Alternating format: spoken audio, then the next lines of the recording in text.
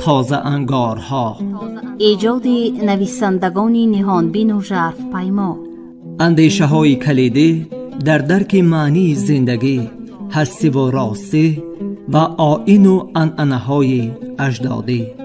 تازه انگارها، ظهور آفریده های نوین و بهین ادیبان فلک سیر از رادیوی فرهنگ.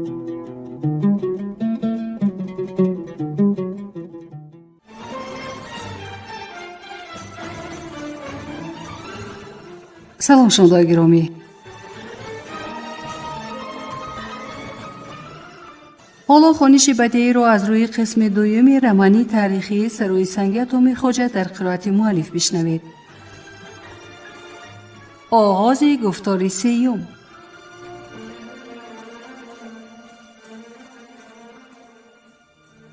طرح خویشاوندی.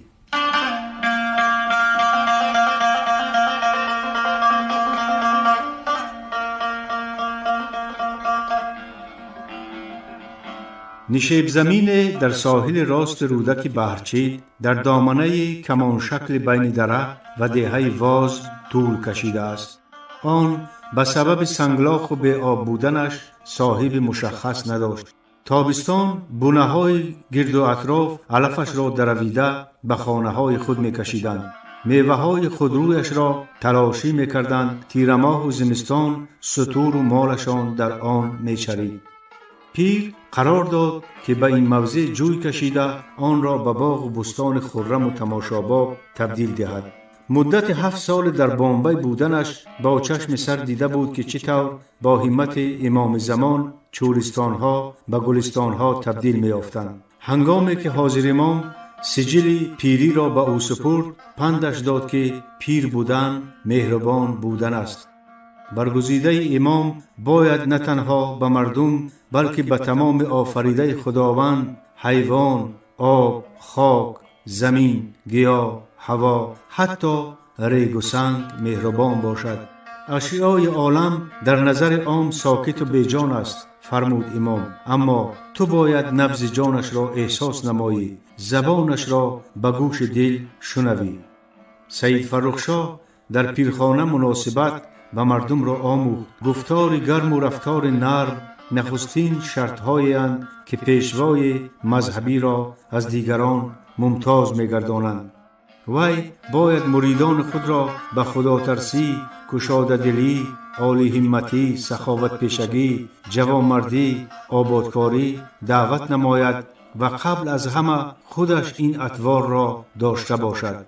برای همین چون از تحصیل 7 ساله به پارشنیف برگشت، تصمیم گرفت که بر علیه نامهربانی‌های مالک بحرپنجه و سرای سنگ کوشک و بوستان تماشازی بسازد و سرای بهار نام نهد.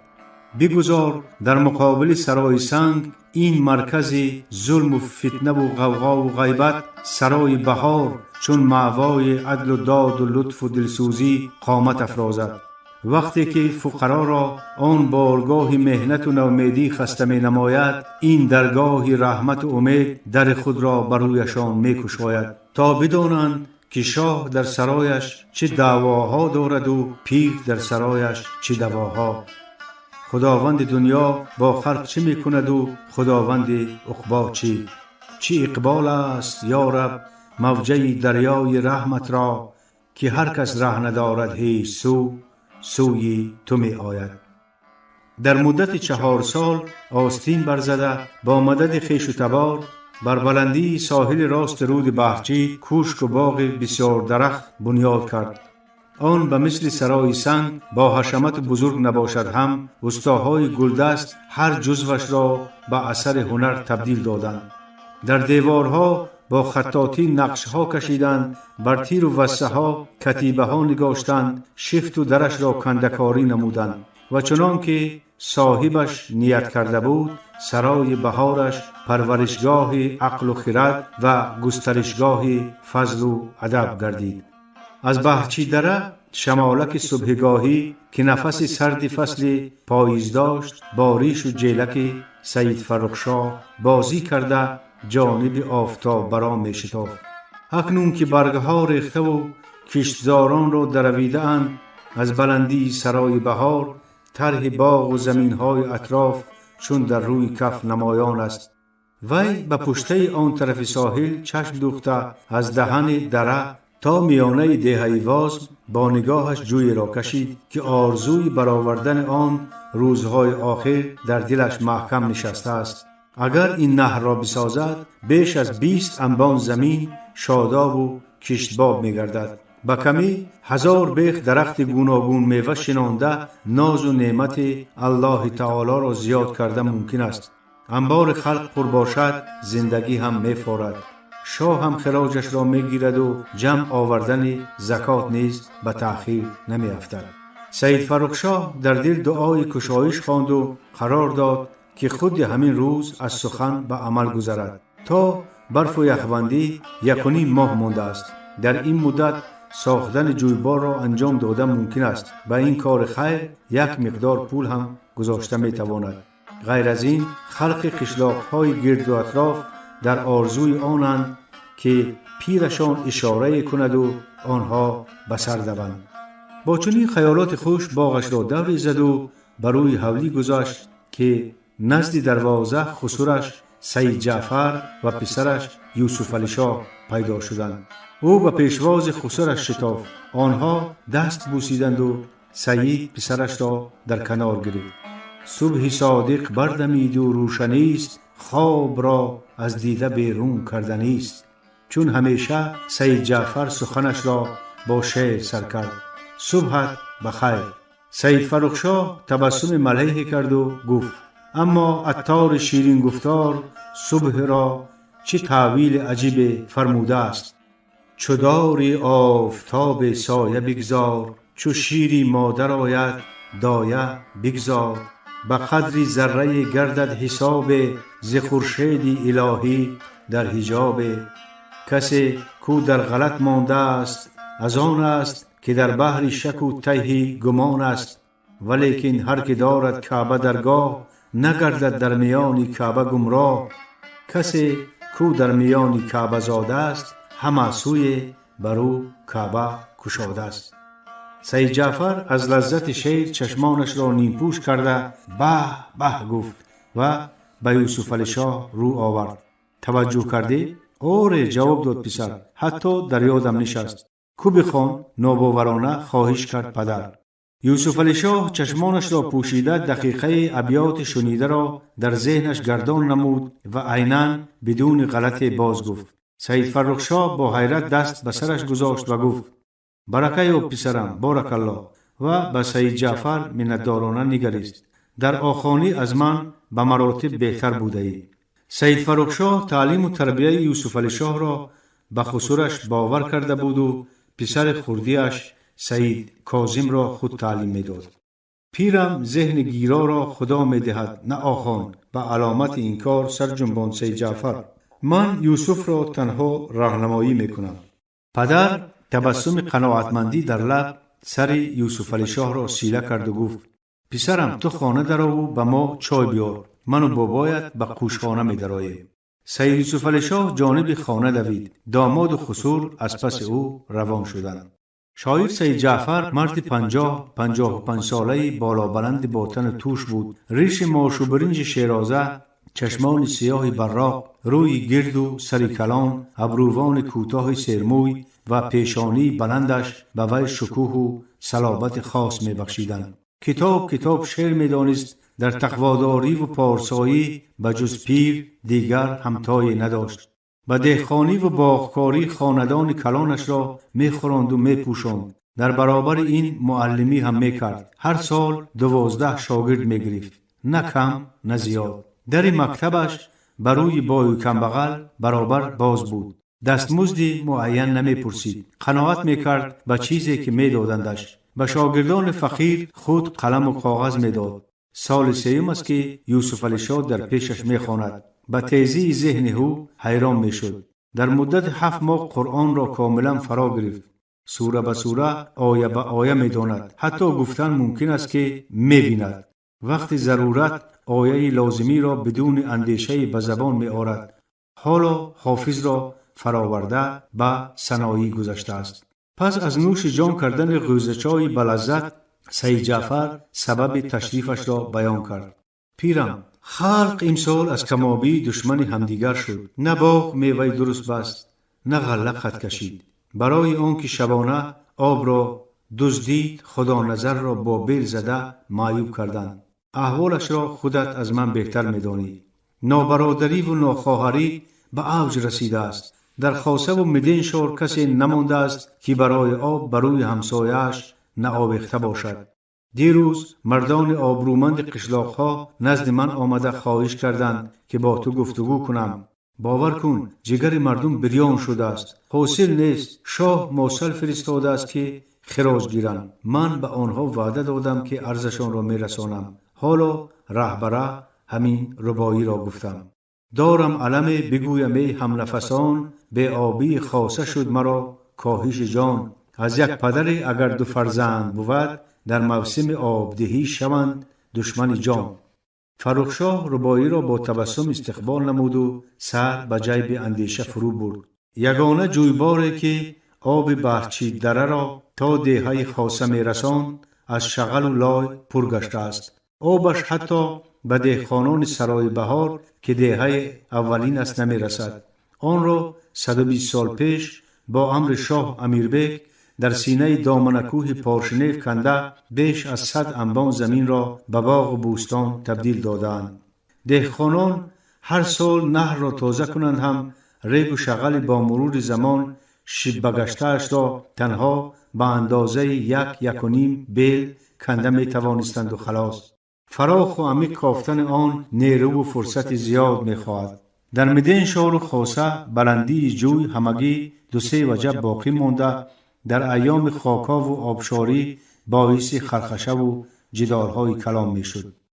پیر شاه ناصر عصایش را بالاتر می خلاند. حالا خاصه و مدین شهر هم سیراب می بودند. پیر سکوتش را با شوخی مله شکست. حق به دهخانان است، اما تمام بونه های پارشنیف 6 ماه کاریاری کنند هم نهر را تا موسم آبدهی زمین ساخته نمی توانند. در نتیجه از همان یک چمچه آب نیز محروم گشته بینان می مانیم.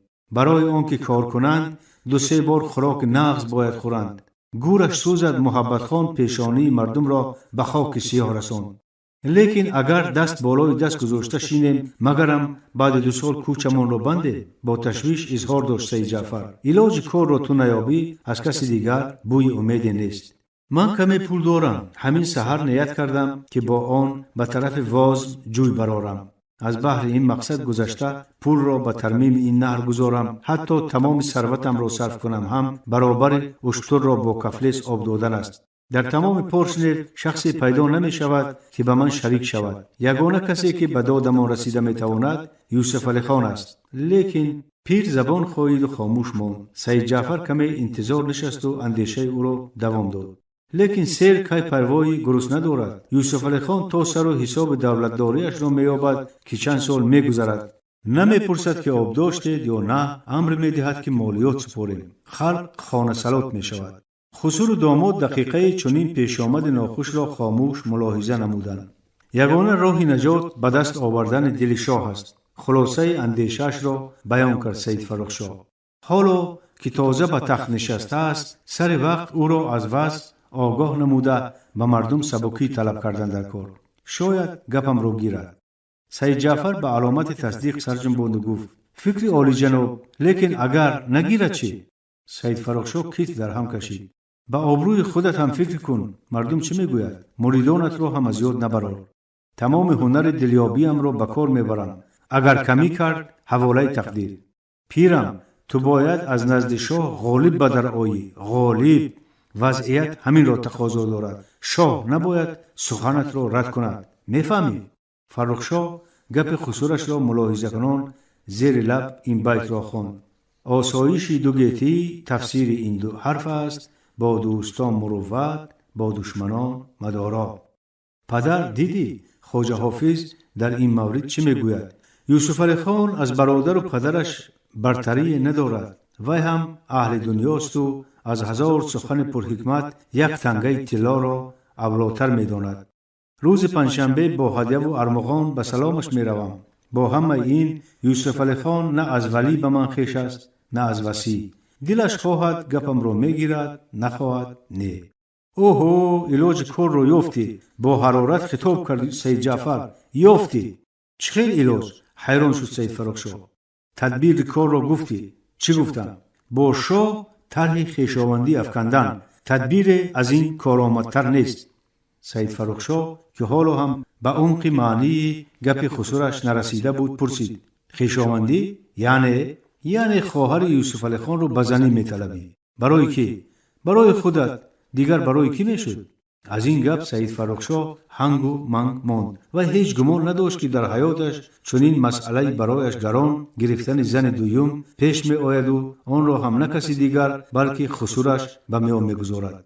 میدانم. سخنش را دوام داد سید جعفر. دختر من با تو خوشبخت است و تو هم از وی گله نداری، اما ضرور باشد روا باشد گفتند. تمام پیرها از یارکند تا درواز دو سه تایی زن دارند. برای چی؟ خودت بهتر میدانی که هر یک زنشان دختر یگان شاه یا امیر است. پیغمبرمان هم دختر عزیزشان فاطمه خاتون قیامت را برای آن به علی مرتضی داد که برکت دین از خانوادهش بیرون نرود. تو هم اگر دختر شاه را بگیری به یک تیر چند فاخته میزنی. دلش را به دست میاری، اعتبارت در بین اهل دربار زیاد می شود، در امور دولتداری دخالت کردن می توانی، مریدانت امینتر می گردند، بین فقرا آبرویت می افزاید، نهایت هر گونه مشکل زندگی خود را و مردم پارشلیو را به یک اشاره آسان کرده می توانی.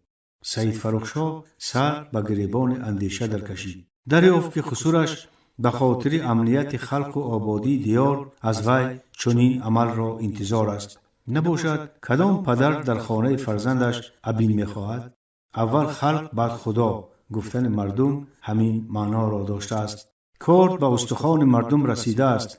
اگر یگانه تدبیر درست خویشاوندی با شاه باشد، سید فرخشاه آماده است که به خواستگاری برود. لیکن آیا یوسف علی خان چنین همخانگی را می‌خواسته باشد؟ اگر صلاح کار همین باشد من راضی، پاسخ داد وی. اما مبادا شاه رد کند، آبرویم آب جوی می شود. امینم که یوسف علی خان این گونه امکان را از دست نمی دهد. چی؟ وی نمی خواهد که در شغلان گپش گپ و کارش کار باشد؟ فکر میکنی که شاهانمان خواهران و دخترانشان را از روی محبت به پیران چترار و بدخشان و یارکند و غیره دادند؟ البته نه. تو فقط دل کن، شاه جان گویان راضی می شود. داماد خسرو به فرجت تمام جزئیات ملاقات با شاه نودولت را محاکمه و روزش را معین کردند.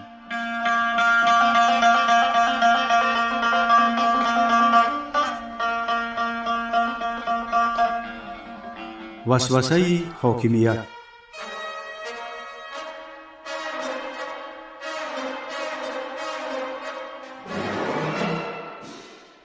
رسا در روز دهم به تخت نشستن، یوسف علی خان به پاکسازی اهل دربار، برآوردن قصور و ستاندن قصاص شروع کرد. شب امر داد که دیوان بیگی و سپهسالار و زنجیر جلاد را به حبس گیرند. چون این صورت گرفتن حادثه را هیچ کس چشم نداشت. قاضی فکر میکرد که شاه به خاطر خدمت بزرگش هلاک ساختن محبت خان وی را نه تنها در منصب دیوان بیگی نگاه می دارد بلکه امتیاز و امکانات های دیگر نیز می دهد. آتزول هم در نزد حاکم نو هیچ گونه گناه احساس نمی کرد. همگی 2-3 روز سپهسالار بود و بغیر از جنگ کوتاه با جهانگیر و قوم او دیگر کار نکرده بود. درست است که راه گریز سپاهیان قطغنی را نگرفت، اما این اقدامش نیز خطا نبرآمد. چنین می نماید که یوسف علی خان سپاهیان غیر را در شغنان دیدن نمی خواهد. طلبگار منصب هم نیست. پدرش دیوان بیگی عبدالرحیم خان بود. چی شد؟ شاخدرایی ها شباخون زده در درون قلعه در خانه خودش او را ریزه کردند. این حادثه برای 7 پشت آتزول درس عبرت شد. پای را به اندازه گلیم خود دراز کردن لازم است. چنانکه مرغاف جولانگاه شغنانیان نیست، در حکومت شغنان نیز قرغز را راه نمیدهند. آتزول برای آن 2 دسته به قلعه برپنجه خرپنجه انداخته است که چشم منجوری ها و خطایی ها را ترساند. آنها باید دانند که قرقیزان پامیر از حمایه شغنان برخوردارند و به چراگاه‌های ناپیدا کنار بلونکور، علیچار و مرغاب دست تعرض دراز نکنند. زنجیر جلاد پس از کشته شدن جهانگیر خود را امیر حمزه صاحب قران حس می‌کرد. سوگند خورده بود که جهانگیر را می‌کشد کشت. وقتی که 200 سوار یکچین به پهلوان پیر هجوم آورده باران نیزه و شمشیر و شریزن را به سرش ریختند، وی در اول چون فیل دمان مقابلت نمود، ولی پایش به سنگ برخورد و موازنتش را نگاه داشتن توانسته برای نه افتادن لحظه احساس دفاع را گم کرد. در همین لحظه زنجیر شافش را به پهلوی راست پهلوان خلاند و زور آورد. در عمر سرش خون 10 نفر را ریخته است، ولی وقتی که سلاحش به جگرگاه جهانگیر آوازدار خلید، بار نخست از هنر شمشیرزنیش لذت برد. همان لحظه درک کرد که پهلوان کیست و جلاد چیست. پهلوانی منزلت است و جلادی مذلت. اینقدر سال آدم کشت، او را به یک کس نشمردند. اکنون نامش چون کشنده جهانگیری که پشتش زمین را ندیده بود در تاریخ میماند. سوار سمند چنین خیالات گردی بدامن نداشت که آفتاب حیاتش سر کوه رسیده است. پس از ظهر در استگاه قلعه 120 آدم جمع آمد که اکثر آقسخالان و کارداران دربار بودند. آنها قاضی دیوانبگی، آتزول سپهسالار، زنجیر جلاد و چند منصبدار کلان را با دستان بسته دیده گریبان داشتند. تصور کردن دشوار بود که تا بیگاه روز گذشته بروت این منصبداران را تبر نمی برید و با یک اشاره اشان چند خدمتگار دویده همانا و صدق می گفتند. پس از آن که بندیان صف آراستند و اعیان و اکابر گرد و اطرافشان را پر کردند، شاه همراه چند نفر از در بارگاه بیرون آمد. همراهان وی را دیده چشم حاضران از غایت حیرت دهان پیاله گشت. سرکردگان شورشگران ضد محبت خان، گلپاچا، میرزا عزیز و 2 بهادر دیگر به ایوان برآمده در پشت شاه ایستادند. یوسف علی خان با نگاه‌های تهدیدآمیز جمع آمدگان را از نظر گذراند و گفت: آنهایی که در بلندی‌های یارکند و پامیر و غند و شاخدره و غاران، آنهایی که در وادی‌های دروازی از گلام و روشان و برتنگ، بدانید و آگاه باشید که من یوسف علی خان پسر عبدالرحیم خان پسر قباد خان پسر امیر بیگ پسر قباد خان پسر شاهونجی پسر شاه خداداد پسر شاه خاموش دردرگوش می باشم که اولاد به اولاد شاهان شغنان بوده ایم و این برای همه چون آفتاب روشن است. کسی شک و گمان دارد زندگی در این ملک بر او نگوارد. بهتر آنکه فغان بکشد و جانب شمال یا جنوب، شرق یا غرب اینام بکشد. کسی بر ضد ماست دشمن جد ماست، کسی در بر ماست برادر ماست. بدانید و آگاه باشید که صبح همین روز پسرم قباد خان را در روشان حاکم تعیین کردم. سپه سالاری شغنان را به گلپاچای بهشاری، سپه سالاری روشان را به میر منظرشاه روا دیدم.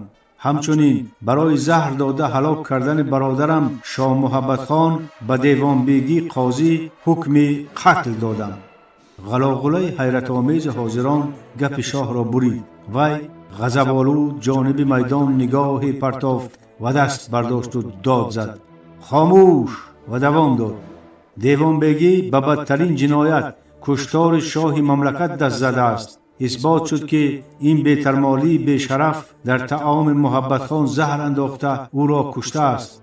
شخصی که در حق ولی نعمت خود چنین کند جان ما هم از وی در امان نیست. زنجیر جلاد و زن فاحشه‌اش سفرماه که خاطر پدرم را شکسته حرم او را حرام نمود در آب پنج غرق کرده شوند. لباسشان را از سنگ پر کنید تا تومه ماهیان گردند. این کثیفان سزاوار گور و کفن نیستند. با امر من چند روز قبل سروناز خدازده را که با طلسم و جادو شاه را گرفتار خود ساخت در پرین برتنگ به جری پرتافتند. همین زنان خوشلقای بدسرشت بودند که در خانواده ما تخم نفاق کاریدند و ما را به هم دشمن جان نمودند. به یاد داشته باشید که درختی مکر زن صد ریشه دارد، فلک از دست زن اندیشه دارد. آتزول قلماق را به پامیر بدرغه می کنم، بیترمالی تا گناهش را نشوید، پایش روی زمین شغلان را نخواهد دید. بغیر از شیرین بیگ و مبارک که زنان کارداران سابق را نگرفتند، آقسخالان دیگر را به سبب نکاح کردن زنان اکابران فراری با 75 دره جزا می دهم. همه‌شان را از وظیفه محروم ساخت که اموالشان را به خزینه دولت می سپارم تا نشستن آفتاب اجرا شود. شاه برای سنجیدن تأثیر سخنش به 4 طرف میدان چشم دواند و به گلپاچا رو آورد. زنجیر و عجوزه بیترمالیش را با دست خود غرق سازید. قاضی را برای تیر زدن به ناشک سپارید. 4 نوکر را فرمایید که آتزول را عوار کنند. آقسخالان بدهکار را چوب زده زنان گرفتهشان را به شوهران قبلیشان برگردانید و با قدم‌های تند میدان را ترک کرد. 2 روز پیش یوسف علی خان طبق وعده‌اش میرزا عزیز و گلپاچا را بار داد و گفت: من آوازه بهادری و دلیری هر دویتان را شنیده مقصد گذاشتم که شما را به سروری سپاه برگمارم. خودتان فکر کنید که از چی باید برای لشکر بیگانه پول و مال صرف کنیم؟ مگر ما مرد نداریم؟ مگر مردان ما ناموس حمایه مملکت خود را ندارند؟ گلپاچا تو سپهسالار میشوی، میرزا عزیز یاردمچیت. 100 نفر روشانی را که با من بودند در وامر در اختیار منظرشاه گذاشتم. حالا در قلعه 60-70 نوکر داریم. شمارهشان را به 200 رسانیم کفایه. از دهات شخصان ناترس و پهلوان را میگیری. آذوقه و لباس، سلاح هر چی لازم باشد عرض کن میدهم. شما تربیت جهانگیر را گرفته اید. باور دارم که چون از او از هیبت شما هم بیترمالی ترین دشمن بی سر و پا میگردد. بعد شاه به آنها جامه‌های فاخر و کمان و شمشیر انعام و در قلعه حجره زیست جدا کرد و امر داد که بدون درنگ به کار شروع نماید. چون این مهربانی را نه گلپاچا چشمدار بود نه میرزا عزیزی که به قول از دهانش هنوز بوی شیر مادر می آمد. بیگاه همان روز به خانه ملاخشار رفته برای پیشبرد کار از وی مصلحت خواستند. آخوان را این نویگری حیران ساخت ولی خرسند نکرد. همنشینی شاه قدم گذاشتن روی یخ را میماند. لغزیدی تمام به پرتگاه و قابق میشوی. پیر شاهناصر چه عجب گفته است که حرام کو نیست از تو به بدانش، به صوبت همدم و محرم ندانش. مکن با اهل جهل ای یار صوبت، که زان صوبت رسی هر دم به مهنت. اما وقت آخوان فهمید که شاه نو از ملک بیگانه لشکر نمی کند دلش کمی گرم شد. این مرد آنقدر بیناموس نمی تابد. گفت آخوان برای این در رکابش بودن مذلت نیست، لیکن در همه کار انصاف و داد را نگاه دارید. به فقرا ظلم نکنید ظلم نمی بینید. در مصلحت با ملاخشار طرز برگزینش و برگساز سپاه ریخته شد. روز دیگر شاه اندیشه سپهسالار را شنیده قابل قبول دانست و در آخر چنین مصلحت داد: روح و جسم سپاهی آب و تاب دائمی می‌خواهد. در رگش باید خون غیرت و دلاوری بجوشد. برای آنکه این مقصد به دست آید نوکران و افسران باید هر روز دست جمعانه مشق جنگ بکنند. چون شما تجربه ندارید من از سپاهیان منظرشاه نفری را به شغنان می‌طلبم. او آدمانت را مشق می‌دهد. پگاه دشمنان شاه را جزا می‌دهم. آماده باشید. هرچند شب دراز 1001 تخمین زدن، میرزا عزیز و گلپاچا که بودن دشمنان شاه را مشخص کردن نتوانستند. صبح روز دیگر وقتی که شاه آنها را به حضور طلبید و نام اشخاص محکوم شده را اعلام کرد، آهی حیران ماندند. آنها تصور هم کردن نمی توانستند که دیوانبگی و سپهسالار، آنهایی که به قومشان جبر و ظلم بسیار روا دیدند و زنجیر جلاد، آنی که جهانگیر از زخم تیغش هلاک گشت و میرزا عزیز تشنه خونش بود، به چنین آسانی به دست کیفرجویشان افتادند. حکم شاه اجرا گردید. تا فرا رسیدن تاریکی اسبتاز از ناله و غریو آقسخالان چوب خورده و نیم زنده و دشنام و کشاکش نوکران مانند باد جوشید. گلپاچا زنجیر و سفرماه بدبخت را که یکسره ناله جگرسوز میکرد. همراه 2 نفر در لب دریا پشت به پشت به هم بستند و در ایزارهاشون سنگ انداخته به آب پرتافتند. سپهسالار میرزا عزیز را به تماشای این منظره وهمناک راه نداد. پیش از آن که زنجیر را لب دریا برند، میرزا عزیز بر رویش تف کرد و گفت: خیال کردی که برای کشتن جهان پهلوان تو را بالای سر میشنانند؟ جهانگیر از آن دنیا هم دشمنش را نیست میکند. صدای گیرودار میدان تا حجره یوسف علی خان رسد هم خیال وی تماما به چیز دیگر من بود. او کارد زیبای دستش استخوانی منقش را روی دست گردانده تماشا میکرد. دسته آن 2 نگین لاجوردی، غلافش یک رده نگارهای ریزه 4 ترک زرحلی داشت. این گونه کارد یا محصول هنری ترکان قوقندی بود یا تاشقرغانی. ساعت قبل آقسخال مبارک بار خواست و آن را به دستش داد و گفت: شاهم، نفری از نام سید فرخشاه این هدیه را به تو آورد و گفت که فردا به سلامت میرسد. از دیدن کارد و شنیدن اسم با نفوذترین پیر شغنانیان طبع یوسف علی خان چاق شد. هنوز هنگام از فیض‌آباد برآمدن در اندیشه به دست آوردن دل سید فرخشاه بود. تنش‌هایش را با محبت خان می‌دانست. بنابر آن می‌ترسید که اگر پیر نسبت به او نیز موقع مخالف بگیرد، حکومتش رونق نخواهد داشت. یوسف علی خان که در شغنان تولد و کلان شده است، به از هر کس دیگر می‌دانست که سید فرخشاه پرشنوی و سید میرزا اشرف سوچانی کیستند و چه اقتداری دارند. شاه تنها بر جسم فقرا حکومت دارد، روح مردم در اختیار آنهاست. امر آنها برای هر یک مرید قانون، حتی بالاتر از قانون به حساب می رود. پیران به شاه تنها برای نشکستن خاطرش احترام می گذارند و خلاص. پس حالا که سید فرخشاه به یوسف علی خان کارت فرستاده، می خواهد که به او پیوند خویش و تباری داشته باشد، چنین امکان را از دست دادن لازم نیست. این فعل نیک در کشایش کار دولتداری اوست. الله تعالی خودش خواسته است که سید فرخشاه با او طرح دوستی اندازد، نباشد چه مجبورش کرده است که بالای دختر سید جعفر نامدار باز زن بگیرد. شاه کارد را به غلاف انداخت و چهره دختران به سن عروسی رسیده‌اش را یک یک پیش نظر آورد. عین زمان شاه صاحب 5 زن قانونی بود. 3 نفرشان یکتایی دختر خضرس داشتند.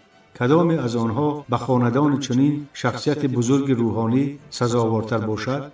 یا شاید خواهرش را بزنی خواهد. اکرام بیگم خردترین فرزند عبدالرحیم خان بود. وقتی پدرش مرد 10 سال داشت. به بلاغت رسیده بود که بین برادرانش نفاق افتاد و محبت خان سرگرم کشتار فقرا و شیدای سروناز بار هم او را یاد نکرد. یوسف علی خان سر اندیشه چند بار پایگاه بارگاه را چرخ زد و اخیراً در روبروی تخت قرار گرفت و خلاصه‌اش را به نیم آواز سر زبان آورد: اکرام بیگم، زود آدم فرستاده او را به بحر پنجه برگرداندن لازم است.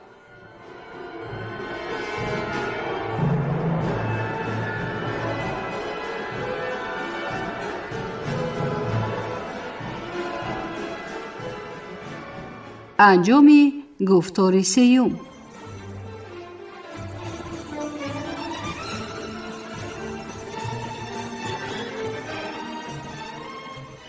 شنونده های گرامی، شما خوانش بدیعی را از روی قسم 2 رمانی تاریخی سرای سنگ عطامیر خواجه در قرائت مؤلف شنیدید.